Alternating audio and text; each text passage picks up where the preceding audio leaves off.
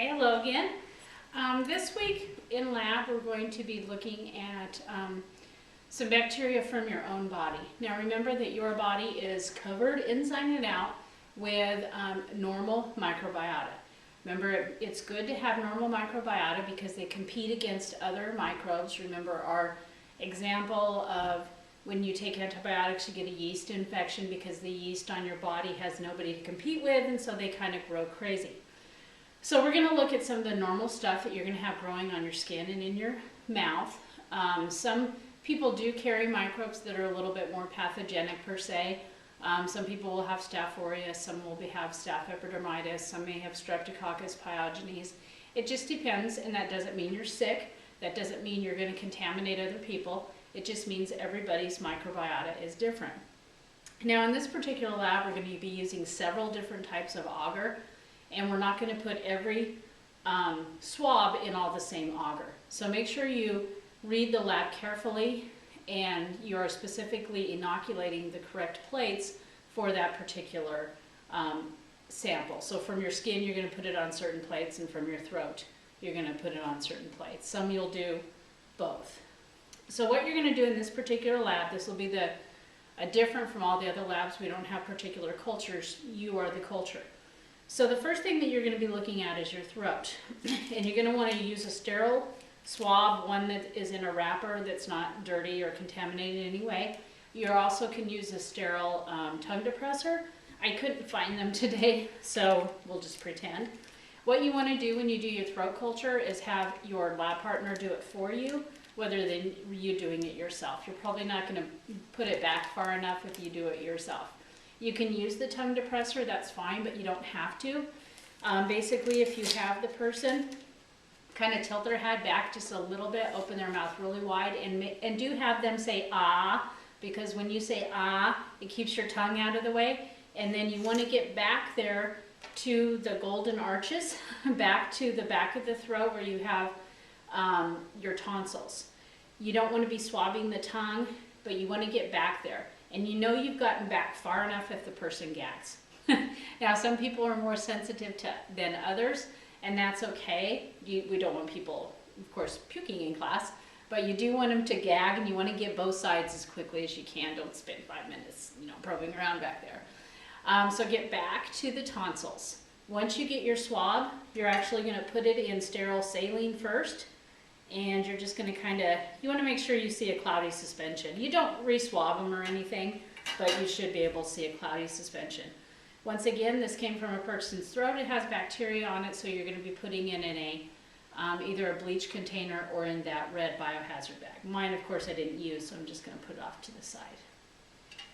Now we're going to do a technique that you haven't done before in class, which is a streak plate method.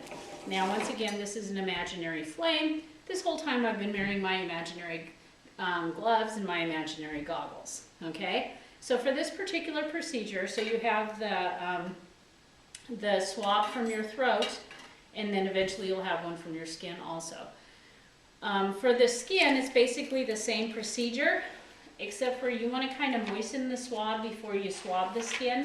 So you can dip it into the sterile water, rub it along. I'll just get a real good sample. You could even use different parts of the body within reason. Okay, if you pick more of a sweaty part, you might get a little bit more microbes growing on there, rather than something really, really dry like your hands. So for the skin, you're going to do the same thing. You're going to swab, under the fingernails, get all kinds of stuff. Some people do their toes. You can take your shoes off for that one little time. Some people have done their belly button, behind their ears. It's completely up to you where you swab. You can swab yourself, unlike the throat where you had your lab partner do it. Same thing, you want to put it in a different sterile saline and make a suspension.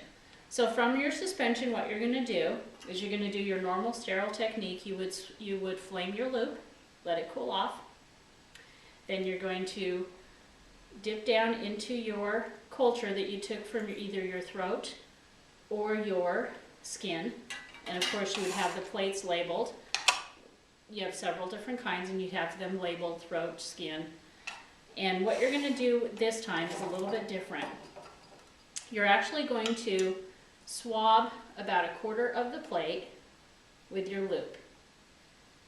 Now I set it back in there, okay, and I'm going to flame my loop again. Okay, so I'm flaming the loop, it's sterilizing. I let it cool off. Now what I just swabbed, so I went like this, I swabbed, and then I set it down. And you'll be able to see the swab marks. If you're concerned that you might not be seeing where you swab, you can actually draw a line where your first swab is, like a line across the plate. And then what you want to do is, you notice I don't go back into the culture. I flamed my loop, I've let it cool down. Now I'm going to turn the plate, and I'm going to pick it up, and then I'm going to go into my original swab, and I'm going to pull it out, and then I'm going to run it along a section that does not have any bacteria in it yet. I'm going to flame my loop again, let it cool off. I'm going to do another quarter turn, open it up, go back into where I just swabbed, and I'm going to pull it out, flame my loop, let it cool, turn it one more time, and then I'm going to pull from that last part and spread it. So what you've done using the entire surface, and I flame my loop again, none of this has bacteria on it, so I really wasn't using anything. What you've just done is you've taken your original culture and you've swabbed it like this, okay? And then when you turned it, you pulled some of this out, and then you're swabbing like this. And then the next time you turn it out, you flame your loop, you pull it this way, and then the last time you pull it this way. And what you're doing is, this has a lot of bacteria, you wouldn't be able to count the colonies. This has less, this has less.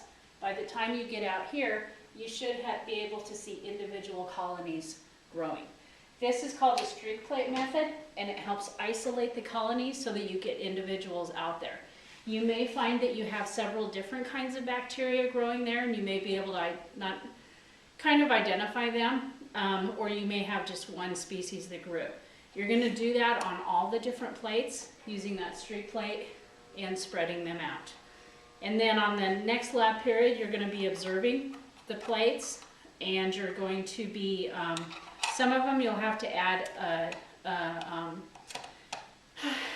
a reagent called oxidase, and that's basically going to be in a dropper bottle. It's only on the chocolate agar that you do that, and basically you drop a couple of drops onto the actual culture, and if you get an immediate blue color, that means that that bacteria is oxidase positive.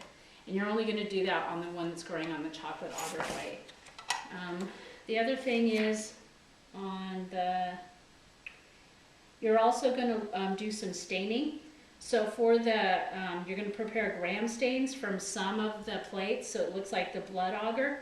You're going to prepare a gram stain. So keep in mind that when this lab day comes up, that you need to maybe look back at the gram stain procedure, maybe even watch the video. At least bring your lab from the gram stain so that you can remember, have your procedure with you. The other thing you're going to do is you're going to do some wet mounts using that lactophenol cotton blue that we used with the yeast. Most likely you should also grow some yeast on one of your plates. So the different augers that we're using are going to be selective and differential for the different types of bacteria that may be in your throat or be on your skin. Once again, you can have bacteria growing on your skin, and you also have yeast. So we should be able to see all of those. And from doing the gram stain, you'll actually be able to see if you have Staphylococcus, Streptococcus, and what type of bacteria you might have.